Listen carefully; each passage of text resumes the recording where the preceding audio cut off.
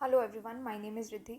इस लेक्चर में हम लोग इंडिया फ्रांस रिलेशंस के बारे में पढ़ेंगे and this topic is part of mains in 300 course, जो कि आपको synopsisis.in वेबसाइट पर जाओगे तो स्पेशल कोर्सेज में मेंस इन 300 कोर्स आपको मिल जाएगा। और इंटरनेशनल रिलेशंस के टॉपिक्स हम डिस्कस कर रहे हैं, तो जितने भी टॉपिक्स जो भी current affairs point of view से इंपॉर्टेंट है वो हम यहाँ पर पढ़ेंगे। तो इंडिया फ्रांस रिलेशनशिप का सबसे पहले मैं आपको थोड़ा सा बैकग्राउंड बता देती हूँ। रिसेंटली क्या हुआ था कि इंडिया फ्रांस ने अपना जो बायलेटरल कोलैबोरेशन है इंडो पैसिफिक रीजन में, उसको वापस से रिव्यू किया है। और ये डेवलपमेंट कब हुई है? अभी लास्ट लेक्चर में हमने ऑकस के बारे में पढ़ा था, जिसमें ऑस्ट्रेलिया, यूके, यूएस ये सारे पार्ट हैं। ट्राइलेटरल एक सिक्योरिटी पार्टनरशिप काइंड ऑफ है ये। तो इसमें क्या है कि ट्राइलेटरल कोऑपरेशन चल रहा है, तो 3 कंट्रीज़ हैं, ये आपस में कोऑपरेट कर रही हैं। और जिसमें ऑस्ट्रेलिया को कुछ डील्स दी जाएंगी, जिसमें मिलिट्री डिफेंस के एरियाज़ में ऑस्ट्रेलिया के साथ यहाँ पर डील हो रही है। तो ये डेवलपमेंट जो है वो तब आई है जब फ्रांस जो है सिंस ऑकस का पार्ट नहीं है, और फ्रांस की ऑलरेडी ऑस्ट्रेलिया के साथ डील चल रही थी और वो डील कैंसिल हो गई। तो France is obviously not happy about it. तो फ्रांस का जो आउटरेज है उसके बाद ये डेवलपमेंट हुई है, क्योंकि आपको ये पता है कि इंडिया भी क्वाड का पार्ट है, ठीक है। जिसमें क्वाड का लेक्चर भी हम ऑलरेडी पढ़ चुके हैं, वो भी आप प्लेलिस्ट में देख सकते हो, मेंस इन 300 की। तो इंडिया भी क्वाड का पार्ट है, जिसमें ऑस्ट्रेलिया है, यूएस है, जापान है।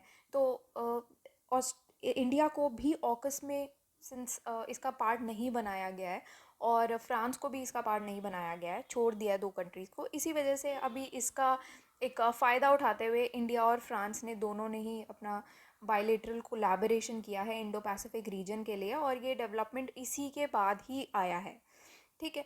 तो अब इसका थोड़ा सा पहले मैं आपको बता देती हूँ कि सिंस इंडिया और फ्रांस का ये जो स्ट्रेटेजिक डायलॉग है, इससे दोनों ही कंट्रीज़ ने ये ट्राई किया है कि अपना जो डिफेंस और सिक्योरिटी पार्टनरशिप है उसको एक्सपैंड करेंगे और ज़्यादा। तो किस तरीके से डिफेंस सिक्योरिटी पार्टनरशिप एक्सपैंड हो सकती है? बहुत सारे एरियाज़ हैं। जैसे कि सबसे पहले आप इंटेलिजेंस शेयरिंग कर सकते हो, इंटेलिजेंस शेयरिंग हो सकती है। फिर अपनी कैपेबिलिटीज़ को और बॉल्स्टर कर सकते हो, बॉल्स्टरिंग कैपेबिलिटीज़। फिर दूसरी चीज़ है, आप मिलिट्री ड्रिल्स चलती हैं उनको और एक्सपैंड कर सकते हो, और ज़्यादा ड्रिल्स कंडक्ट कर सकते हो। और नए इनिशिएटिव्स आप परस्यू कर सकते हो। इन नए इनिशिएटिव्स तो बहुत सारे हो सकते हैं, स्पेशली अगर आप इंडो पैसिफिक रीजन के कंटेक्स्ट में बात करते हो, तो आपको मैरीटाइम से रिलेटेड नए इनिशिएटिव्स हो सकते हैं, वो एक्सप्लोर कर सकती है इंडिया फ्रांस दोनों ही। और स्पेस से रिलेटेड इनिशिएटिव्स एक्सप्लोर कर सकते हैं, साइबर डोमेन से रिलेटेड एक्सप्लोर कर सकते हैं, जबकि हमने ऑकस में भी पढ़ा था, जैसे AI technology then quantum technology पर और ज़्यादा आगे फर्दर ग्रोथ हो रही है, और उस फील्ड में ज़्यादा एक्सप्लोरेशन चल रही है तीनों कंट्रीज़ के बीच में यहाँ पर ऑकस में। तो वो सेम कंटेक्स में इंडिया और फ्रांस भी नए इनिशिएटिव्स आगे एक्सप्लोर कर सकते हैं, परस्यू कर सकते हैं, साइबर डोमेन्स में, स्पेस में, मैरीटाइम में। तो ये सारे एरियाज़ हैं। अब इसका फ़ायदा क्या होगा, ये सब चीज़ें पढ़ने से पहले हमें ये जानना ज़रूरी है कि फ्रांस और इंडिया के रिलेशन है कैसे। तो जब भी आप कोई भी टॉपिक पढ़ोगे ऐसे इंडिया का किसी भी कंट्री के साथ रिलेशन, तो आपको थोड़ा सा बैकग्राउंड में ये देखना ज़रूरी है कि हमारे पुराने रिलेशन सबसे पहले तो इंडिया के फ्रांस के साथ कैसे रहे हैं। तो इस कंटेक्स में थोड़ा सा मैं आपको डिटेल में बता देती हूँ। तो सबसे पहली चीज़ तो ये, इंडिया फ्रांस जो है वो उन कंट्रीज़ में से एक है जो कि सबसे पहली कंट्रीज़ थी जब इंडिया ने एक स्ट्रेटिजिक पार्टनरशिप साइन की थी जिसके साथ, कोल्ड वॉर के बाद। तो सबसे पहले तो इंडिया और फ्रांस का एक स्ट्रेटिजिक पार्टनरशिप रही है। फ्रांस उन पहली कंट्रीज़ में से था जिसके साथ इंडिया ने स्ट्रेटिजिक पार्टनरशिप की थी after the end of cold war, जो कि जनवरी 1998 के आसपास ये इनकी स्ट्रेटेजिक पार्टनरशिप हुई थी।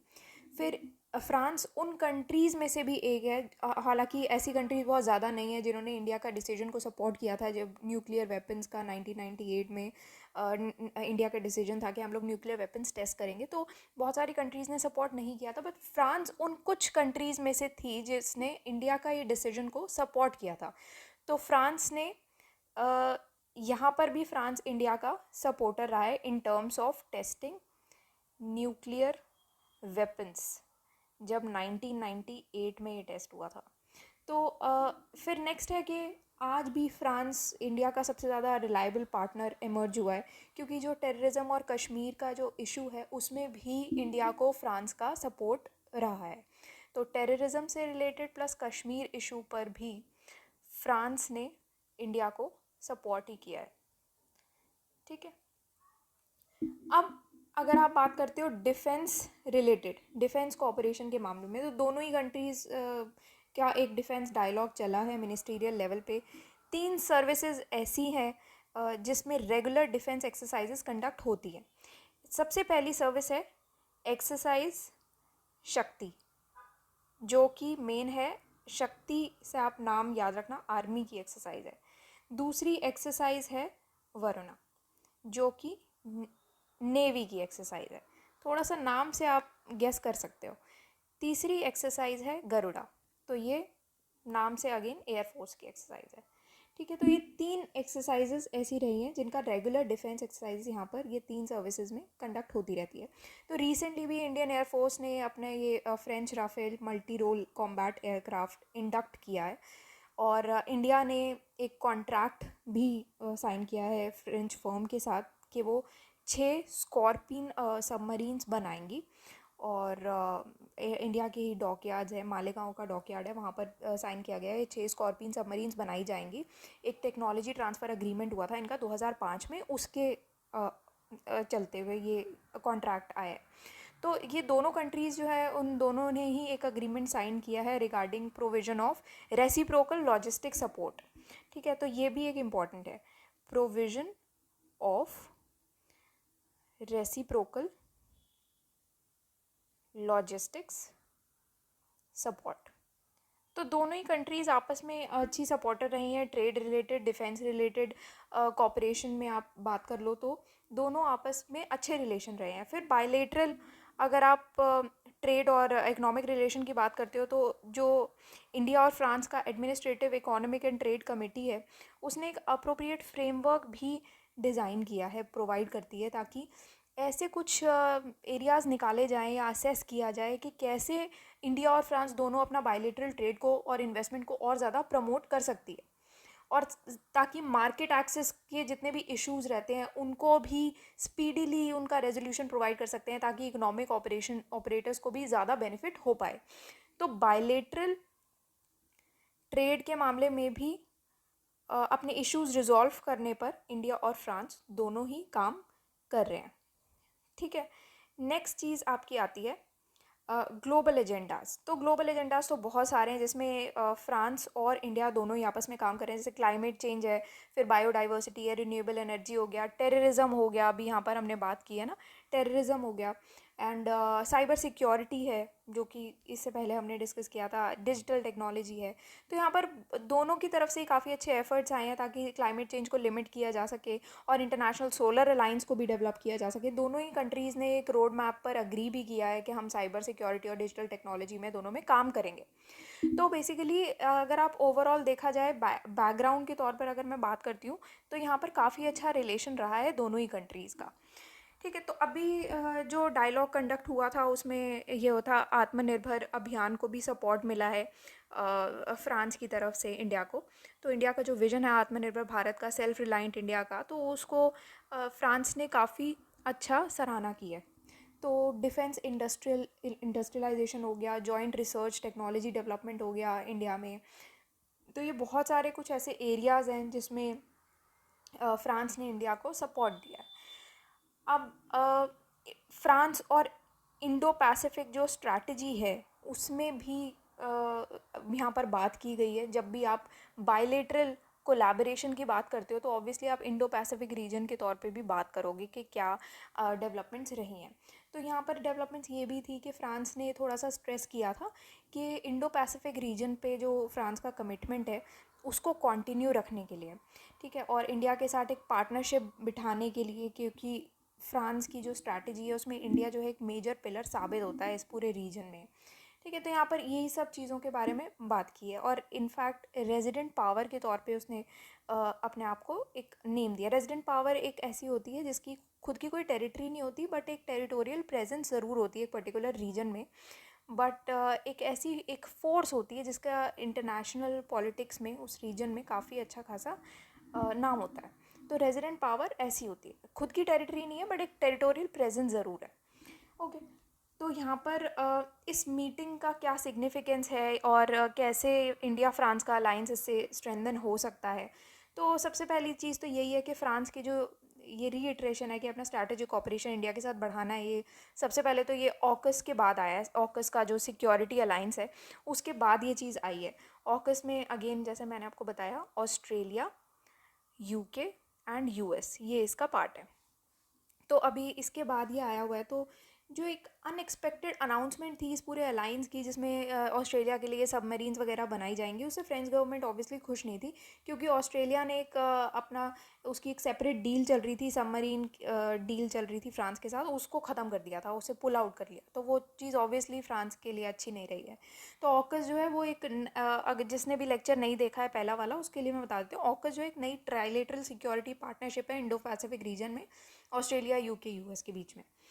तो अब स्ट्रैटेजिक रिलेशंस के तौर पे अगर हम बात करते हैं तो काफ़ी एक तो सिमिलर स्टैंड पॉइंट है।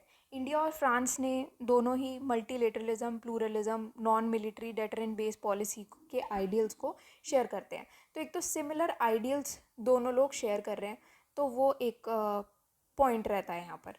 फिर दूसरी चीज़ है डिफेंस मॉडर्नाइजेशन की। तो एक ऐसा मार्केट है जो कि इंक्रीजिंगली क्रिटिकल मिलिट्री टेक्नोलॉजीज़ को प्रोक्योर करना चाहता है, क्योंकि इंडिया जो है वो अभी भी एक इंडिजीनियस डिफेंस इंडस्ट्रीज से स्ट्रगल कर रहा है और उसके डिफेंस बजट्स भी इंडिया के काफ़ी कम है। तो उस रिलेशन में फ्रांस इंडिया की काफ़ी अच्छी हेल्प कर सकता है, एक अलाइंस बन सकता है इंडिया और फ्रांस का। इनफैक्ट अगर हम मल्टीलेटरलिज्म की बात करते हैं तो यहाँ पर अभी दोनों ही कंट्रीज़, इंडिया और फ्रांस दोनों ने अग्री किया है कि हम लोग यूनाइटेड नेशन सिक्योरिटी काउंसिल के मामले में भी कोऑर्डिनेट करेंगे, कि म्यूचुअल कंसर्न के जितने भी इश्यूज़ हैं उसमें भी कोऑर्डिनेट करने के बारे में बात की है। ठीक है, बाकी स्ट्रेटेजिक पार्टनरशिप भी डीप करने के बारे में बात की कि और ज़्यादा बढ़ानी चाहिए, क्योंकि दोनों मिनिस्टर्स ने अग्री भी किया है, जो दोनों ही इंडिया फ्रांस के मिनिस्टर्स हैं दोनों ने अग्री किया है कि हम और अपनी स्ट्रेटेजिक पार्टनरशिप को और ज़्यादा डीपन करेंगे, पर्टिकुलरली ट्रेड इन्वेस्टमेंट के एरियाज़ हो गए, डिफेंस हो गया, ठीक है, हेल्थ है, education, security, then research innovation है, एनर्जी, क्लाइमेट चेंज स्पेशली, है ना, इन सब एरियाज़ में भी काम करने के बारे में बात की है। तो अभी नई इकोनॉमिक अपॉर्चुनिटीज़ में भी इंडिया फ्रांस का अलाइंस बन सकता है और ज़्यादा स्ट्रेंथन कर सकते हैं अपने अलाइंस को। तो जॉइंट इकोनॉमिक कोऑपरेशन देखा गया इंडिया और फ्रेंच कंपनीज़ के बीच में। तो इससे क्या होगा, गल्फ़ में एक कॉमन ग्राउंड वो लोग अपना बना सकते हैं, ताकि और ज़्यादा इकोनॉमिक पार्टनरशिप्स आगे फ्यूचर में इंडिया और फ्रांस की हो सके। नेक्स्ट है कोऑपरेशन इन स्पेस एक्टिविटीज़।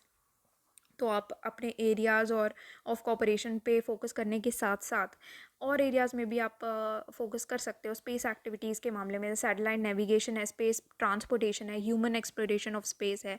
तो इंडिया जो है फ्रांस के साथ पार्टनर कर सकता है, ताकि अपने जो आउटर स्पेस असेट्स हैं इंडिया के, वो मैरीटाइम डोमेन अवेयरनेस को डेवलप करने में हेल्प किया जा सके।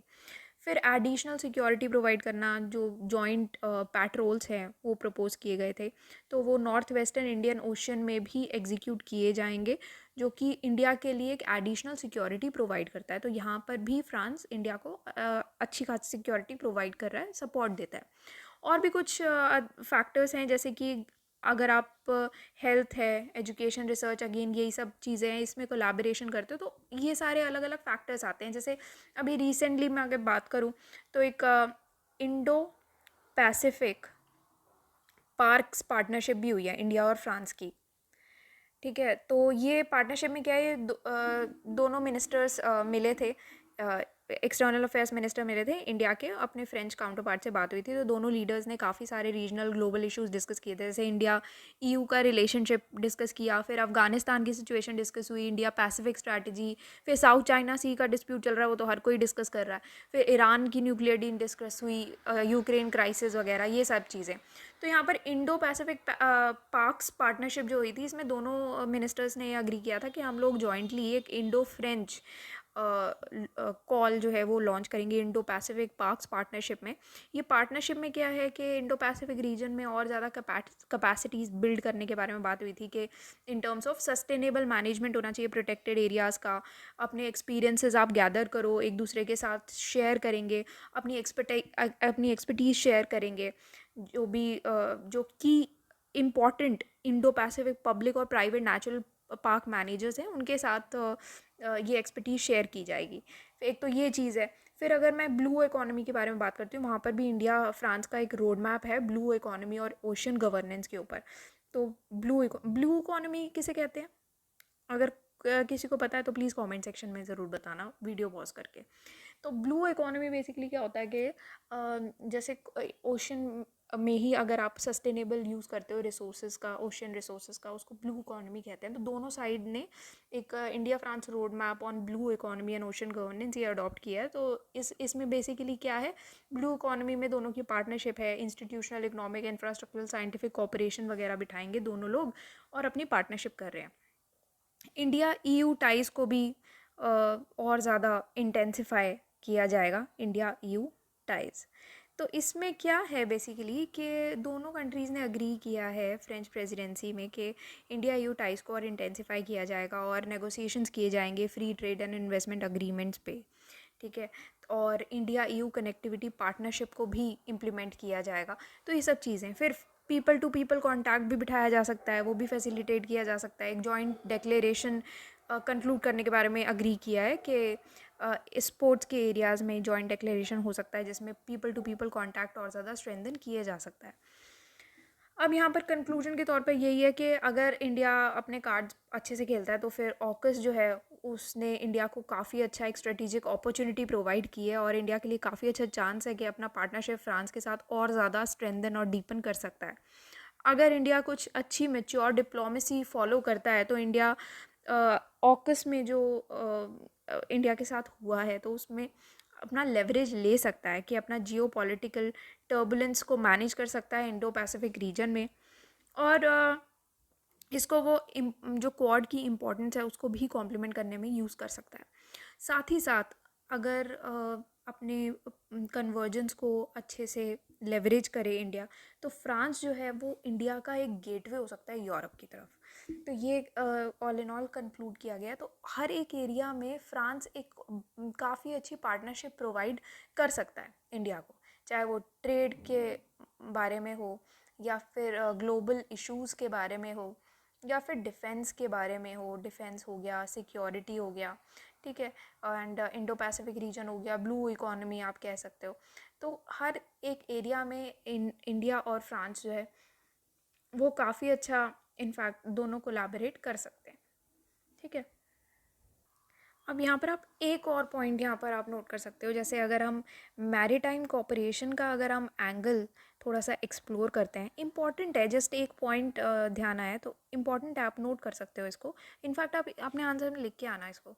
चाइना का अगर आप एंगल एक्सप्लोर करो थोड़ा सा, चाइनाज़ एंगल अगर आप थोड़ा सा इसको एक्सप्लोर करो तो इंडिया के जैसे ही फ्रांस ने भी अपना कंसर्न यहाँ पर जाहिर किया है कि चाइना की जो प्रेजेंस है इंडियन ओशन रीजन में वो काफ़ी बढ़ रही है। अब यहाँ पर फ्रांस को क्या पड़ी होगी इंडियन ओशन में, है ना, ये चीज़ दिमाग में आ सकती है। तो फ्रेंच की ना कुछ ओवरसीज़ टेरिटरीज़ हैं इंडियन और पैसिफिक ओशंस में। तो फ्रेंच की ओवरसीज़ टेरिटरीज़ हैं, ठीक है, कहाँ पर, इंडियन एंड पैसिफिक ओशन में, ठीक है। तो अब उस टेरिटरीज़ को प्रोटेक्ट करने के लिए, इन टेरिटरीज़ को प्रोटेक्ट करने के लिए फ्रांस को आगे आना पड़ेगा, ठीक है। इसी वजह से फ्रांस को पड़ी है कि चाइना का प्रेजेंस जो है इंडियन ओशन रीजन में काफ़ी बढ़ रहा है, तो उसके लिए भी फ्रेंच कंसर्न्ड है। तो यहाँ पर क्या हो रहा है, सिंस फ्रेंच की जो ओवरसीज़ टेरिटरीज़ हैं इस पूरे एरिया में है, जिसकी वजह से जो second largest exclusive economic zone बनाता है ये ग्लोबली, तो यहाँ पर फ्रांस ने काफ़ी टाइम तक अपने बेसेस जो है वो मेंटेन किए हैं। कहाँ कहाँ, एक तो है रीयूनियन आइलैंड में, तो ये आप नाम याद रखना, रीयूनियन आइलैंड में अपने बेस मेंटेन किया, एंड जिबौटी में, एंड एक बेस आबू धाबी में भी इस्टेब्लिश किया। आबू धाबी में भी एक बेस इस्टेब्लिश किया, 2009 में किया था। ठीक है, तो यहाँ पर क्या हो रहा है कि फ्रांस के साथ अगर कॉपरेशन स्ट्रेंथन होती है, particularly in western Indian ocean region, तो यहाँ पर क्या है, काफ़ी अच्छी स्ट्रैटेजिक सेंस बनता है ना अब कि इंडिया भी सिंस अपनी प्रेजेंस जो है वो ओमान में और सेशल्स में बना रहा है, तो उससे क्या होता है, जैसे सेशल्स में क्या है, अजम्पशन आइलैंड पर अपनी प्रेजेंस बना रहा है, तो उससे क्या होता है, दोनों की ही आपस में अच्छी पार्टनरशिप अगर रहेगी तो काफ़ी अच्छा स्ट्रैटेजिक मैरीटाइम कॉपरेशन इनका आगे जाके चल सकता है।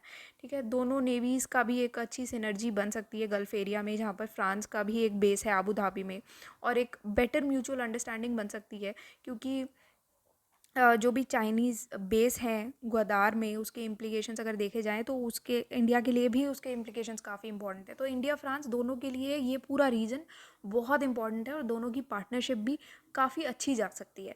तो यहाँ पर कंक्लूड करते हो आप ये पॉइंट भी इंक्लूड कर सकते हो कि मैरीटाइम कॉपरेशन में भी इंडिया फ्रांस काफ़ी अच्छा कर सकते हैं। तो यही था इस लेक्चर में। This our website synopsisIS.in। यहाँ पर आप जाओगे स्पेशल कोर्सेज में, तो मेंस इन 300 टॉपिक्स में आप जाना, तो मेंस के रिगार्डिंग जितने भी करंट अफेयर्स के इंपॉर्टेंट टॉपिक है उस सारे नोट्स आपको यहाँ पर मिल जाएंगे। टॉपिक लिस्ट चाहिए कौन कौन सी कवर्ड है, तो ये आपकी टॉपिक लिस्ट है, हम इंटरनेशनल रिलेशंस के टॉपिक्स कवर कर रहे हैं। बाकी जो भी इन्फॉर्मेशन चाहिए वो आपको यहाँ से मिल जाएगी। So that's all for today and thank you for watching the lecture.